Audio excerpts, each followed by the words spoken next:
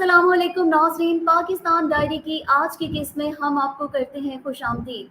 नाज़रीन, आज हम करंट अफेयर्स पर बिल्कुल बात नहीं कर रहे। आज हमने दावत दी है अपने प्रोग्राम में सैयद अरसलान नकवी साहब को। सैयद अरसलान नकवी आज की दुनिया में एक बड़ा नाम है और सैयद अरसलान नकवी साहब को आज यहाँ बुलाने का, उनसे बात करने का, उनसे गुफ्तगू करने का जो सबसे अहम मकसद है वो ये है कि अरसलान नकवी साहब जैसे बहुत सारे आर्टिस्ट जिन्होंने आज की दुनिया में अपनी मेहनत से, अपने काम के ज़रिए अपना लोहा मनवाया है, हम उनको दाद देना चाहते हैं कि अपने काम के ज़रिए वो पाकिस्तान का नाम जो है वो पूरी दुनिया में रोशन कर रहे हैं।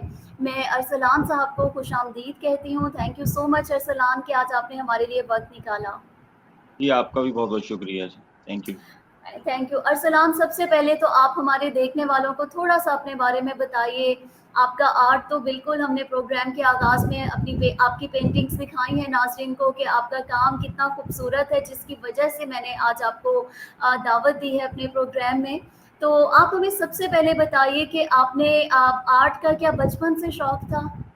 जी हाँ, बिल्कुल बचपन से मुझे शौक था आर्ट का और फैमिली बैकग्राउंड में भी काफ़ी आर्ट से एक ताल्लुक़ था और मेरे नाना भी आर्टिस्ट थे, वो वाटर कलर्स थे।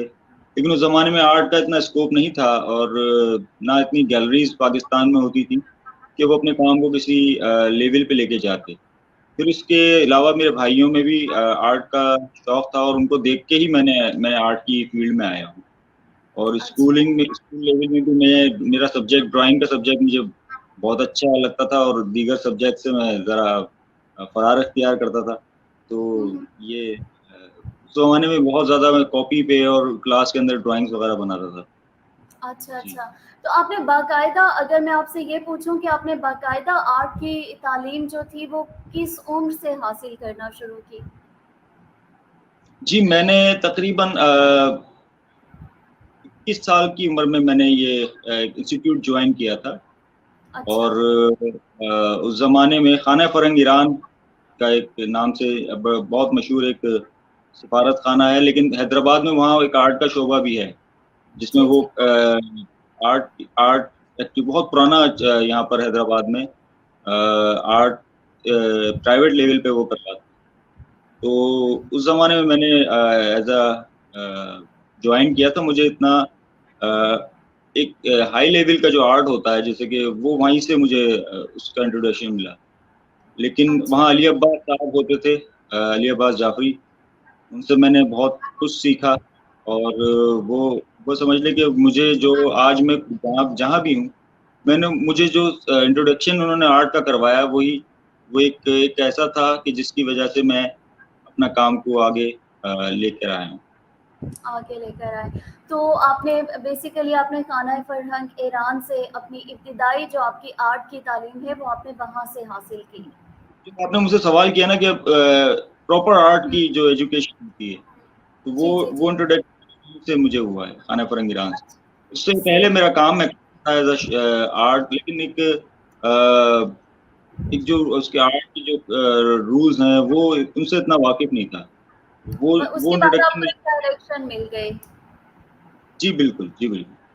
और मैंने देखा है अरसलान, आपका काम कि आप कव्वे काफ़ी बनाते हैं। उसकी कोई जी, ख़ास जी। वजह, कोई इंस्पिरेशन है आपकी? देखिए, असल में मेरा जो सब्जेक्ट है, वो सोशल इश्यू है और जिस मेरा जो जिस जिस माशरे से मैं बिलॉन्ग करता हूँ, जिस सोसाइटी में रहता हूँ और आर्टिस्ट जो है वो रियलिटी को कभी नज़रअंदाज नहीं करता। हुँ। और अगर मैं उस रियलिटी में रह के अपने काम में मैं अपने काम को लेके चलता हूँ। अब मैं जब स्ट्रीट पे देखता हूँ कि स्ट्रीट चिल्ड्रंस हैं और वो बच्चे जो हमारे कौम का मुस्तकबिल भी हैं, तो हुँ, इसलिए मैंने उस सब्जेक्ट में से एक सिंबल ऑफ इग्नोरेंस उठाया हुँ। कि अगर किसी भी ऐसी चीज़ को अगर हम उसको एज़ अ सिंबल यूज़ करें, तो क्रॉ एक सिंबल ऑफ इग्नोरेंस मुझे लगता है। कि एक माशरे में वो परिंदा है कि जो बहुत मौजूद है, लेकिन होकर भी उसकी मौजूदगी हम उसको नेग्लेक्ट करते हैं और नज़रअंदाज करते हैं, क्योंकि और उसका शोर, इतने हम उस शोर के आदी हो चुके हैं कि अब हमारे नज़दीक उसकी आवाज़ हमें इंटरप्ट नहीं करती। तो ये एक एज़ अ मैसेज मैं ये देता हूँ कि जितने भी जो आज का ज़माना है, इतनी बैड न्यूज़ हम सुनते हैं और हर तरह का हम वॉयलेंस माशरे में देखते हैं, लेकिन हमारे कान पे जूं नहीं रेंगती। तो वो उसी पर्सपेक्टिव में मैं उसको देखता हूँ। तो एज़ बहुत सैमुअल मैक्रॉ को as a symbol of ignorance को मैं उसको लेकर आता हूँ अपनी पेंटिंग्स में।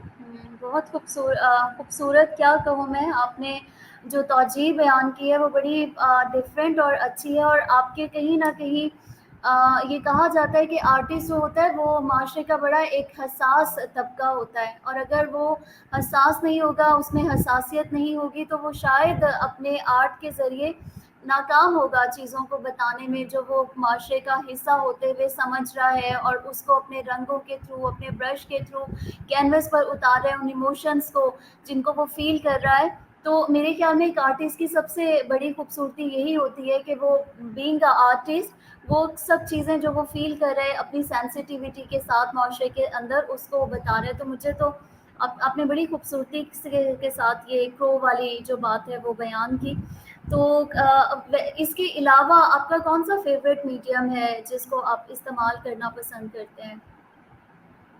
एक्रेलिक मीडियम के अलावा, क्योंकि ज़्यादातर मेरा काम एक्रेलिक मीडियम में है, मुझे चारकोल मीडियम बहुत पसंद है और मुझे अच्छा, बहुत मज़ा आता है उसको प्ले करने में। अच्छा, अच्छा, और अच्छा। दूसरी बात, वो उसका प्रोसेस भी बड़ा थोड़ा-सा मेरे सब्जेक्ट से वो एक रिलेट भी करता है। हुँ, अगर देखा जाए कोयले का जो प्रोसेस है, जैसे कि हुँ, उससे ही उसी मटेरियल से ये मीडियम हम इसको बनाते हैं, इसको यूज़ करते हैं। तो अगर हुँ, उसको प्रोसेस देंगे लकड़ी में जल कर फिर उसको राख होकर फिर ये मीडियम की सूरत में हमारे पास आती है चारकोल। तो इसलिए हुँ। मैंने अपने सब्जेक्ट से इसका एक रिश्ता भी मुंसलिक किया है चारकोल का। तो इसलिए मुझे बहुत पसंद है ये मीडियम।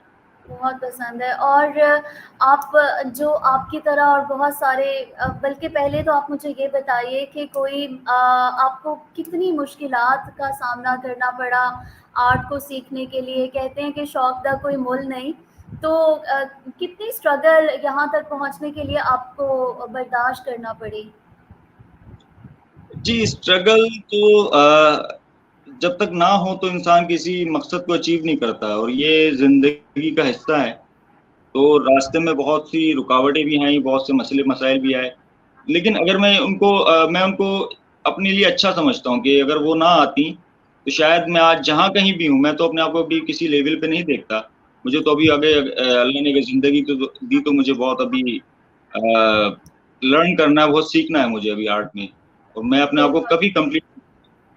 लेकिन अगर ज़िंदगी में ये सब चीज़ें नशे-व-फ़राज़ ना आते तो शायद मैं आज जहाँ पर भी हूँ ना होता।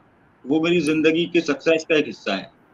वो मैं उसको समझता हूँ कि वो बहुत अच्छा रहा कि अगर जिसने भी अगर मुझसे मुझे लाइफ़ में किसी ने क्रिटिसाइज़ किया है या क्रिटिसिज़्म का सामना करना पड़ा है तो वो मेरे लिए अच्छा हुआ। अगर वो ना होता, अगर मुझे सब एप्रिशिएट कर रहे होते और मैं शायद उसको डिज़र्व ना करता होता, तो शायद मैं अपने आप को कंप्लीट समझता। वो बहुत सही। मेरे लिए मैं उसको बहुत अपने लिए अच्छी चीज़ समझता हूँ कि अगर मुझे किसी ने क्रिटिसाइज़ किया या मुझे मुझे मुश्किलों का सामना करना पड़ा, दुश्वारियों का सामना करना पड़ा, तो उससे मुझे बहुत कुछ सीखने को मिला। बिल्कुल। अच्छा अरसलान, अपने अलावा आपको कौन से आर्टिस्ट हैं जिनका काम बहुत पसंद है? जी, बहुत सारे हैं, ये बड़ा मुश्किल सवाल आपने कर लिया। मैं जो यंगस्टर्स आर्टिस्ट हैं, बहुत से हुँ, आर्टिस्ट ऐसे हैं जिनके काम से मैं बहुत ज़्यादा मुझे बहुत अच्छा लगता है उनका काम। लेकिन मैं अगर सीनियर आर्टिस्टों का नाम लूँगा तो मुझे मैं उनको एक अपना एक उस्ताद भी मानता हूँ, जबकि मैंने उनसे सीखा नहीं है।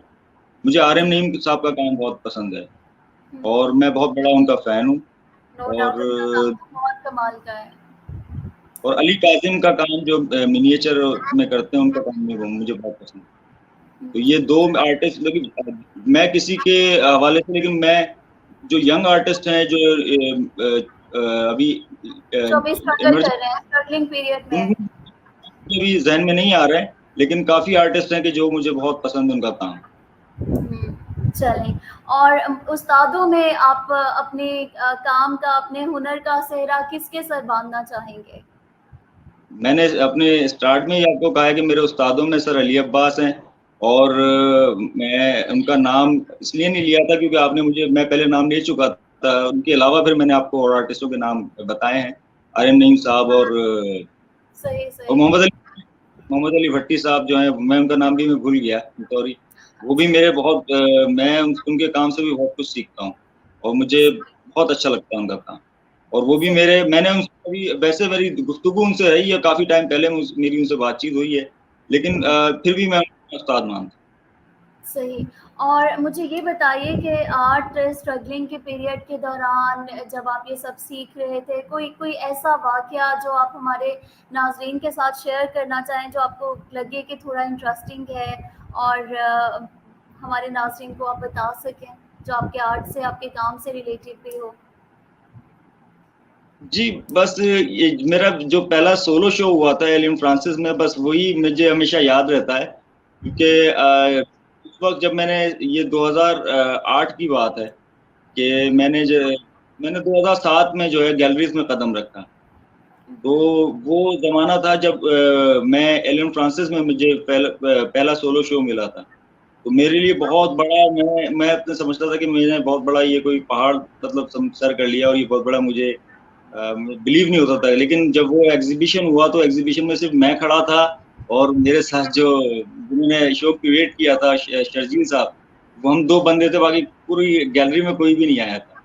तो फिर वो एक, जी, बिल्कुल तो हुआ, मतलब कोई भी नहीं आया था। वो शो बस सोलो शो नाम का सोलो शो था और उसका समझ लें कि मैं ज़िंदगी में हमेशा ये उसने मुझे बहुत एक तरीके से डू और डाई वाली सिचुएशन मेरे सामने क्रिएट की कि देखो ये है असल, इससे सिचुएशन से तुम्हें सामना करना है। तो उसकी हिम्मत नहीं हारी, उससे हौसला पकड़ा और कि अगर मैं ये सोचता उसको मैं उस सोलो शो को अगर मैं ये सोच के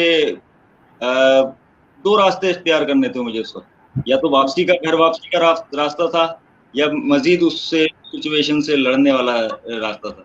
तो मैं हारा नहीं उस वक़्त, मैंने कंटिन्यू रखा। फिर उसके बाद मुझे अली इमाम साहब की गैलरी में शो मिला था, उसी साल 4 आर्टिस्ट शो हुआ था, उसमें आलिया फैज़ी थी और एक मैं नाम आता था, उसी आर्टिस्ट का मैं नाम मुझे याद नहीं आ रहा, और चौथा मैं था। तो वो माशाल्लाह शो एक अच्छा सक्सेसफुल शो गया, मेरी पेंटिंग भी वहाँ से सेल आउट हुई। लेकिन अल्लाह का शुक्र ये हुआ कि मैंने अपनी हिम्मत नहीं हारी। वो मैं ज़िंदगी के साथ अपना एक याद रखता हूँ कि जब मेरा पहला सोलो शो एलियन फ्रांसिस में हुआ। तो सही। उस 2 रास्ते थे कि या तो घर वापस चला जाऊँ बोरिया बिस्तर लपेट के अपना, या आगे बढ़ूँ, देखूँ आगे क्या, किस तरह से आगे क्या मुझे कितना ऐसी सिचुएशन का सामना करना पड़ता है। सही। लेकिन तो साथ अरसला मैं अपनी बात में जी, आपकी आप इज़ाफ़ा करना चाहूँगा, साथ में अपने काम को सीखना, उसमें भी मुझे बहुत मौका मिला कि जब इम्प्रूवमेंट, ज़ाहिर-सी बात है कि अपने काम में इम्प्रूवमेंट इसी प्रोसेस से गुज़र के अपने काम को भी इम्प्रूव किया। तो काम में भी इम्प्रूवमेंट आई और मैच्योरिटी आई, वक़्तन-फ़वक़्तन। सही। तो मुझे ये बताइए, अभी आपकी इसी बात से कि आपने बताया कि पहली एग्ज़िबिशन में एक भी पेंटिंग नहीं सेल हुई थी, तो ऑब्वियसली इंसान एकदम बहुत, क्योंकि आप शो में कोई नहीं आया, सेल तो दूर की बात, कोई शो में आया ही शो नहीं। में आया, बस वो एक एग्ज़ैक्टली। का तो शो था। एग्जैक्टली इंसान स्पेशली एक आर्टिस्ट के लिए बड़ा डिस्करेजिंग मोमेंट होता है। तो मैं अरसलान यहाँ पे ये चाहूँगी कि बहुत सारे ऐसे आर्टिस्ट जो इस वक्त आपको देख रहे होंगे, जो स्ट्रगलिंग आर्टिस्ट हैं, जो अपना करियर बनाने के लिए स्ट्रगल कर रहे होंगे, जो कहीं ना कहीं ये भी सोचते होंगे, बिकॉज बहुत सारे ऐसे आर्टिस्ट भी हैं जो बड़े नामी गरामी आर्टिस्ट हैं, जिनकी पेंटिंग्स जो हैं वो लाखों में सेल होती हैं, और वो उन्होंने अपना ज़रिया माश इसके ज़रिए वो कहीं से कहीं पहुंच गए हैं। तो मैं उनके लिए आपसे ये पूछना चाहूँगी कि ऐसे आर्टिस्टों को आप क्या बताना चाहेंगे कि वाक़ई आप अच्छा काम करके, अच्छा आर्ट करके आज के महँगाई के दौर के अंदर अपने घर का खर्चा भी चला सकते हो, या सिर्फ़ और सिर्फ़ आर्ट को एक शौक के तौर पे ही रख सकते हो? देखिए, मैं इसमें थोड़ा-सा ये इज़ाफ़ा करूँगा बाद में कि देखें, मैं एक चीज़ है कि जुमला कहता हूँ कि अपने स्किल्स को पैसे के लिए डेवलप ना करें, जब बल्कि जो पैसा आप कमाते हैं वो स्किल्स डेवलप करने में आप खर्च करें। यानी कि अब अचीवमेंट बहुत, मतलब एक अचीवमेंट आपको मिल जाएगी जब आप हुँ, अपनी स्किल्स डेवलप करेंगे। और जिस भी फ़ील्ड में आप जा रहे हैं, आर्ट की फ़ील्ड के हवाले से मैं बात करूँगा, कि जितना आप अपने आप को अपनी मेहनत करेंगे उसका रिजल्ट आपको मिलेगा। और ये नियत जो होती है कि हम सिर्फ कमर्शियल पॉइंट ऑफ व्यू से आर्ट को लेके चलें, तो ये मैं नहीं समझता कि ये अच्छी सोच है। पैसा तो नसीब से है, जो आप अगर आपकी मेहनत है और अगर आप अपने सब्जेक्ट को, जो आप सब्जेक्ट लेते हो उसको अपनी ईमानदारी से और उसमें अपने स्किल्स आप अच्छे दिखाते हो, तो आपको पैसा भी मिलेगा, आपको इज्जत भी मिलेगी। अदरवाइज शॉर्टकट तो कहीं पर शॉर्टकट ही होता है। तो स्किल्स, जब जो यंग आर्टिस्ट हैं, अगर वो अपना मेहनत करेंगे और अपनी जिस भी फील्ड में है, आर्ट की तो बहुत सारी फील्ड्स हैं, तो उसमें अगर अपना स्किल्स को डेवलप करेंगे और अच्छी ड्राइंग्स में से बेसिकली, मैं आजकल एक ट्रेंड चला है कि वो कहते हैं कि नहीं, आपका आइडिया जो है वो मैच्योर होना चाहिए, भले आप ड्राइंग किसी से भी करवा लें। मैं नहीं समझता कि ये सोच अच्छी है आर्टिस्टों में जो नई आ रही है। ये आपको ओवरऑल हर चीज की कमांड होनी चाहिए, क्योंकि मैं आपसे एक अपना एक एक्सपीरियंस भी शेयर करूंगा कि मैंने वो टाइम भी देखा है कि जब मेरे जेब में पैसे नहीं होते थे और मुझे अगर मेरे पास स्किल्स ना होते तो शायद मैं कुछ भी ना कर पाता। उस वक्त मेरे स्किल्स मेरे काम आए, यानी कि मैंने कमर्शियल काम भी किया। तो वो कमर्शियल काम मैं जब तक नहीं कर सकता जब तक मेरे हाथ में स्किल्स ना होते और मुझे मीडियम पे कमांड ना होती। तो ये स्किल्स आपको हर दौर में आपके लिए बड़े काम आते हैं। और आर्ट का स्कोप है, इंटरनेशनल मार्केट में भी है, हमारे पाकिस्तान में भी है, लेकिन दिखता वही है कि जिसमें कोई गहराई होती है। और मुझे वो काम मेरी अपनी ज़ात की हद तक मुझे ज़्यादा पसंद आता है, जिसमें आर्टिस्ट अपनी अंदर की सच्चाई पेंट करता है और जो वो माशरे में देखता है उसको मुंह नहीं फेरता, और वो बिना किसी गरज के कि उसको काम तल्ख है तो ऐसा ना हो कि वो तल्खी की वजह से कोई उसको एक्सेप्ट ना करे। ये सोच नहीं होनी चाहिए, वो सच बोलना चाहिए उसको, ना डरे बगैर। क्योंकि उस सच्चाई अगर आप अपने अंदर की बयान करोगे तो एक सामने वाला आपको इज्जत की निगाह से देखेगा। वो ये नहीं कहेगा कि नहीं यार, ये तो दिखाऊ माल की तरह से अपना काम को लेके जाता।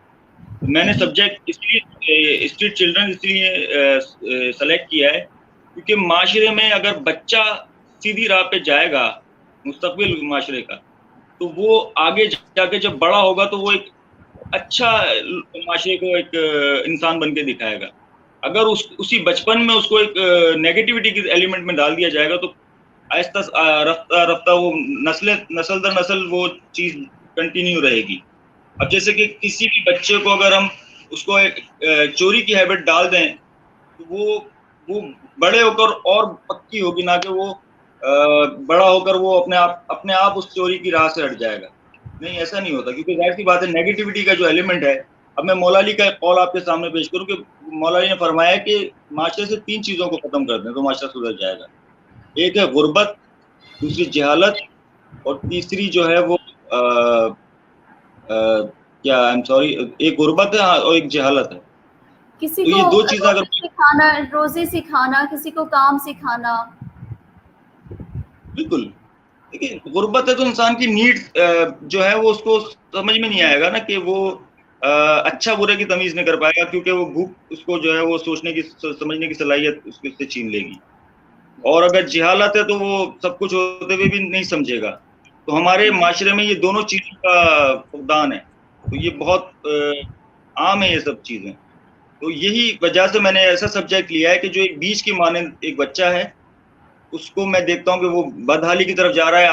आज के दौर में भी इतना एडवांस दौर है कि हर चीज टेक्नोलॉजी इतनी फास्ट हो चुकी है, मॉडर्निज्म है, उसमें भी वो 200 साल पहले 100 साल पहले जिस तरह की लाइफ गुजारता था, आज भी मुझे वही लाइफ उसकी नजर आती है। तो ये हमारे माशरे के लिए एक सवालिया निशान है कि क्यों हम और चीजों पे इतना हमारा फोकस है, हम चीजों को देखते हैं, मसले मसाइल को देखते हैं। असल मसले की जड़ तो यहाँ है कि आप ये गुर्बत को और ये जहालत को आप ये दूर करें। और ये जो स्ट्रीट पे जो बच्चे हैं, ये आगे जाकर ये क्रिमिनल एक्टिविटीज में पड़ेंगे। तो इसलिए ये एक सच है और मैं इस सच से नजरअंदाज नहीं कर सकता काम। आंखें नहीं चुरा सकते। बड़ी आपने अच्छी बात की, हकीकत से बिल्कुल करीब तक। और आप बच्चों को आप अपने कोई एज टीचर भी जो आपका हुनर है इसको आगे ट्रांसफ़र भी करते हैं, सिखाते भी हैं अपना काम आप? जी, मैंने जॉब की है, मैंने as a art teacher jobs की है, लेकिन आजकल तो ज़ाहिर-सी बात है कि अब नई जॉब कोई कर रहा है, बस अपने काम पे ही फ़ोकस है। लेकिन प्रोसेस जब हमारा आर्ट का होता है, ज़ाहिर-सी बात है कि हर तरह के हालात से सामना करना पड़ा। वक़्त एक जैसा नहीं था। तो उस वक़्त जॉब ज़रूरी थी, तो एज़ अ आर्ट टीचर मुख्तलिफ स्कूल्स में भी जॉब की। हुँ।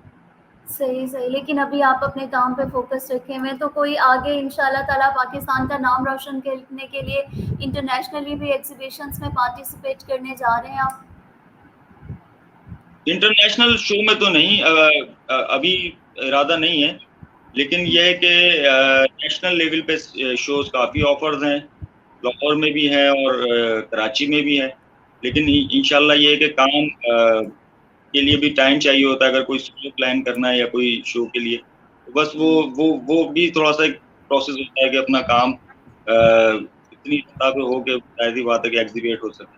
तो वही कर रहे हैं काम, का सिलसिला जारी है।